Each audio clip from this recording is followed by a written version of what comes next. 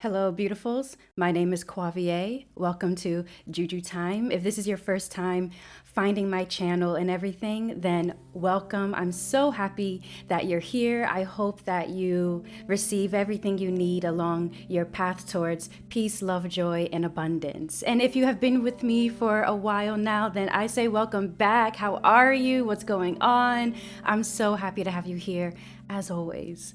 For today, I am sharing another Afro folktale. And I always say, I'm so excited to share this tale with you. And I am. This tale is really good.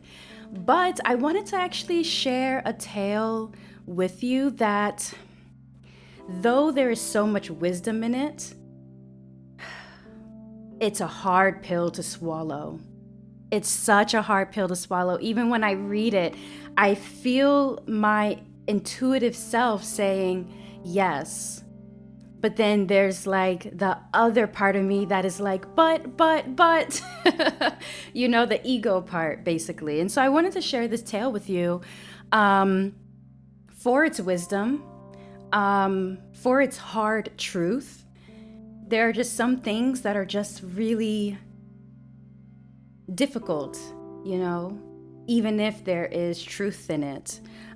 So before we even get into the tale, this tale is from the book, The Hoodoo Book of Flowers by Author Flowers. If you do not know this book, if you have never heard of it, I recommend that you go find it. I recommend that you just there's so much wisdom that Mr. Flowers has in this book, and you just carry it with you. You carry it with you. It's definitely like a Bible of wisdom, right?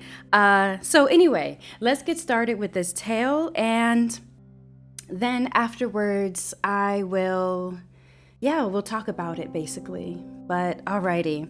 So I'm calling this tale It's All Good. All right? So here we go. I hope you enjoy it. I'm told of a king once thrown from his horse and lost a toe. The Baba John healed him up and said, "It's all good." And the king was furious. "No, it is not all good," he said, and drove the Baba John into exile. And so the king does without guidance until the day he is captured by tribal folk, trusting him up for sacrifice when they see the missing toe and declare him unfit. Upon his release, he sent for the Baba John and asked for clarity. Whereupon the Baba John told him, "There is something of value in every adversity if you season it with time and perspective." Thenceforth, the king was acclaimed for his wisdom, and no one was surprised when he died with a satisfied murmur, "It's all good."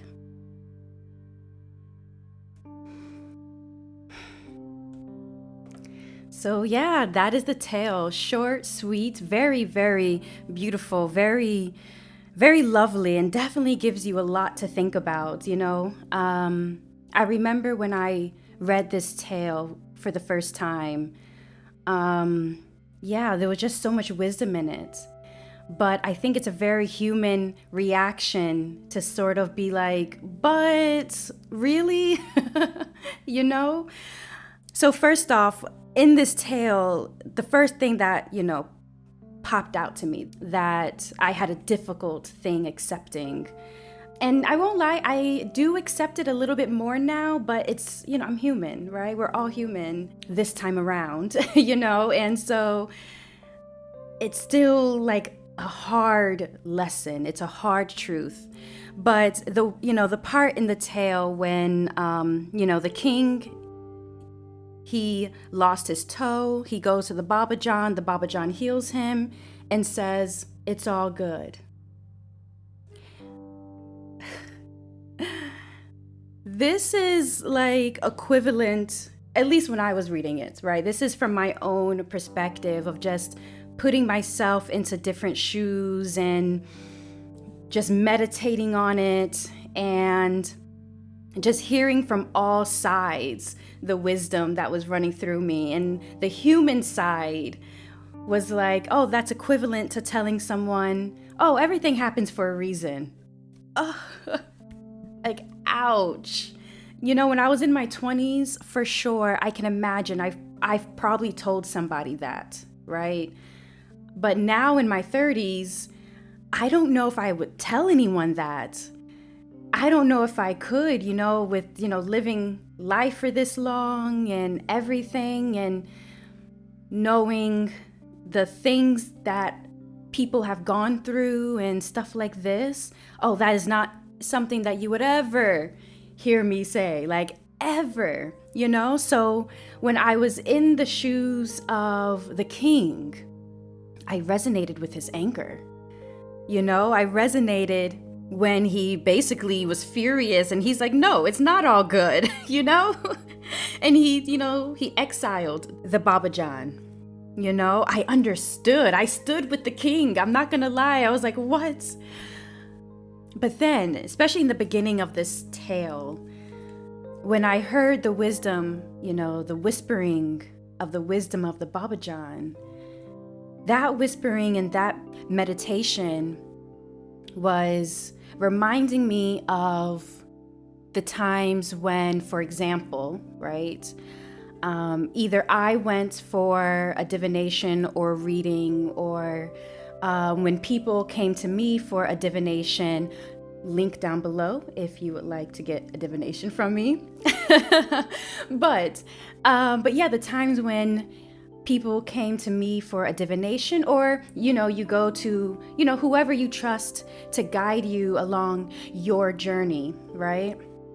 The times when I was told things that I didn't really want to hear, or the things, when I've said things when people's guides are like, they're not going to be happy that you said this, but they need to hear it, And I'm like, oh man, I don't really want to say this, but I have to say it, So from that sense, from that side, I completely understand. You go for a love reading, right? You want to know what's going on in your love life, and then your diviner, your reader is like, yeah, don't worry about your love life, so let's talk about your career. And you're like, it's always about my career. I mean, that's just a small example. But yeah, so I completely resonate that from the Baba Jan's wisdom, the Baba Jan's guidance, it was all good. There was a reason. But from the wisdom of the king, we know that our feelings are justified, our anger is justified, but we do take a pause from the king, learning that though, there are moments when our feelings are so justified, there is a lot of the time when we do need to take a step back for a second, and to not be so quick with our actions and our anger. As I said, the king exiled, didn't ask any questions, got mad, exiled the Baba Jan. And we see in the tale that the king was without guidance. And it really doesn't do him well, basically. It doesn't do him well to be without guidance, because we see that he's captured. Unfortunately, he's captured, and he's about to be put up for sacrifice and stuff like this. But anyway, they see the missing toe and they're like, nope, he's unfit. And then in my meditation with this, I heard the guidance of my guides, which was a heart truth for me. And this is something, and I feel like maybe there's someone out there that needs to hear this as well. It's the truth, the hard truth that there's beauty in rejection. There's beauty in being rejected and being told no. Well, in this case, you completely see why. We can all understand why it's good that he was rejected from this situation, right?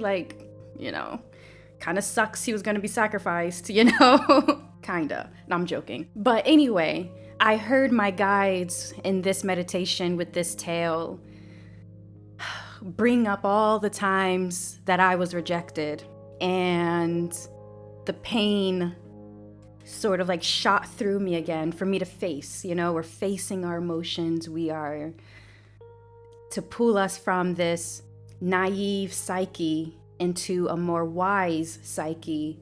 You need to open up doors and speak truth and ask questions and be very honest and truthful and things like this. But yeah, so that was a hard truth in that meditation of the truth of rejection, right? But that was for me, but I know that's probably for someone here. That's for someone here, that there is beauty in rejection. But once again, that is hard. I'm not going to sit here. I will never sit here and tell you that, oh yeah, like you should be happy. Like, listen, I'm human. You're human for now. And yeah, that is a very difficult one. So I would never tell someone that it's easy, but it's still a truth.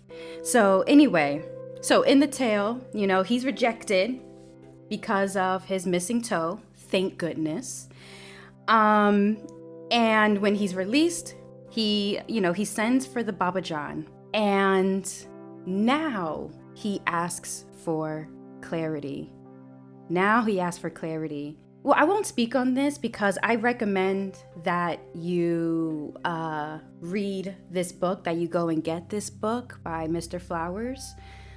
But Mr. Flowers, he talks about fortitude, in this section, and the importance of fortitude, the importance of strength and stuff like this, and holding on. And I think that's a beautiful message, to hold on. But as I was sitting here with this story, once again, it's like the times when we have acted way too fast before we before we took the time to gain clarity. And it's through asking for clarity, it's through communicating, it's through when we sort of extend ourselves for a second and we feel our way through our emotions without judgment and things like this, and we can communicate. It's like taking that step back. And I'm pretty sure, we've all had moments where we just could not take a step back. And once again, you had to do what you had to do, and that's fine. But when we're walking in wisdom, there is a need for us to ask for clarity. And it's difficult, especially, depending on some situations, it's very difficult to sit and just being open to just ask those questions so we can gain more clarity. So anyway, the king gains more clarity. And the Baba Jan tells him, which I think is such a good, difficult, but even though it's difficult, it's still such there is a wisdom in it about, there are some things of value in every adversity if you season it with time and perspective.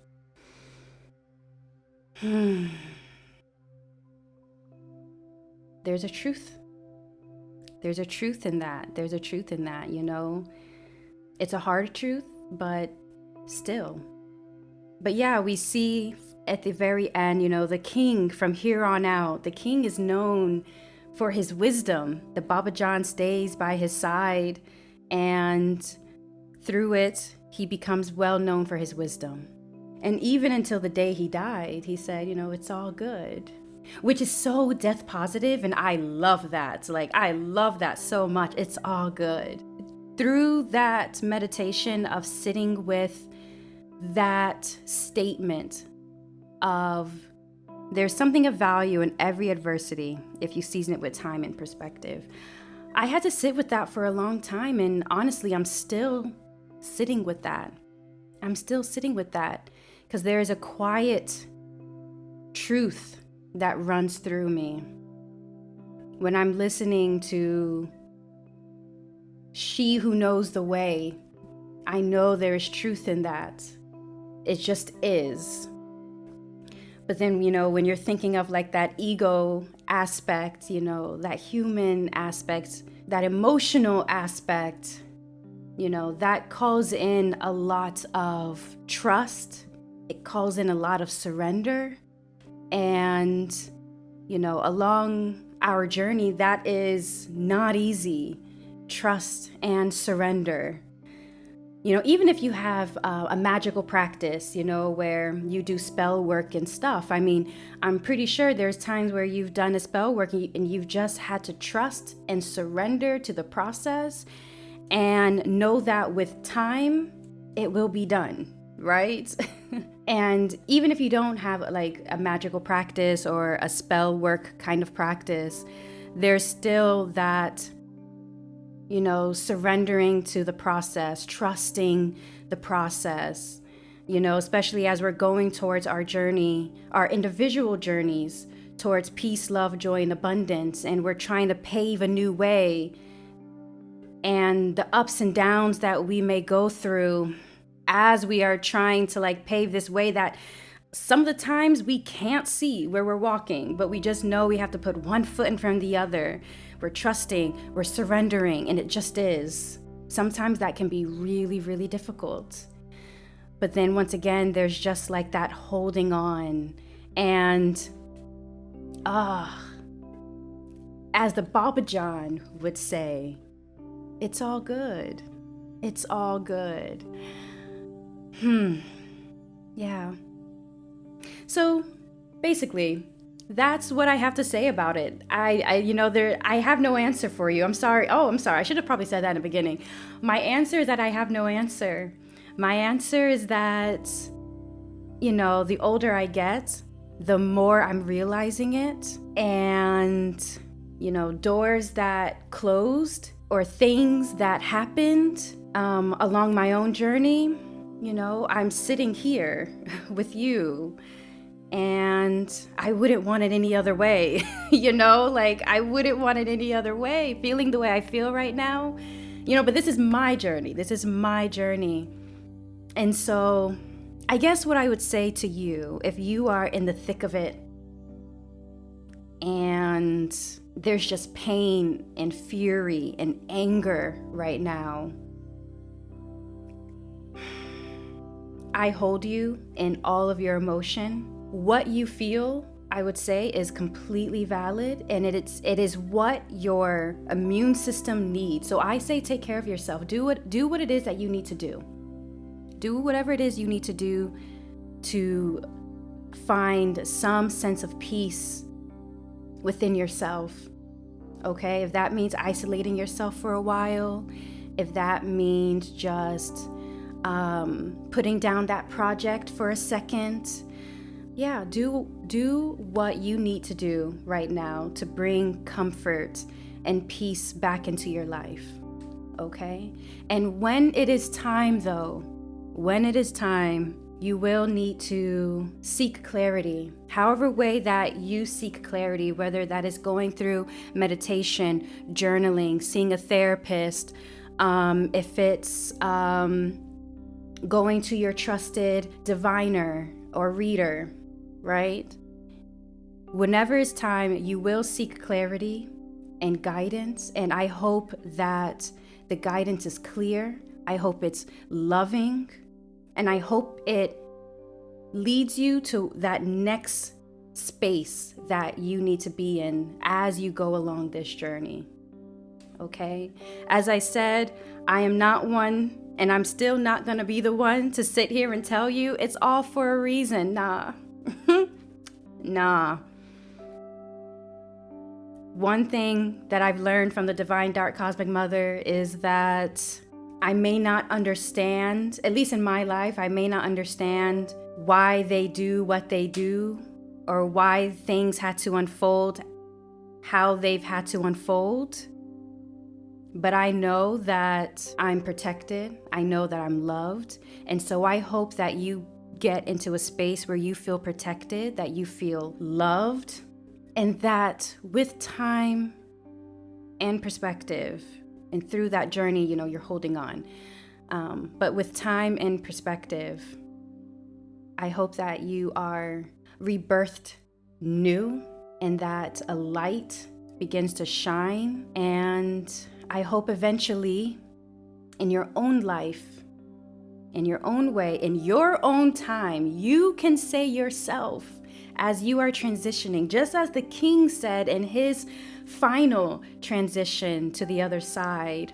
I hope that when you get to your next point of transition, you can say, it's all good.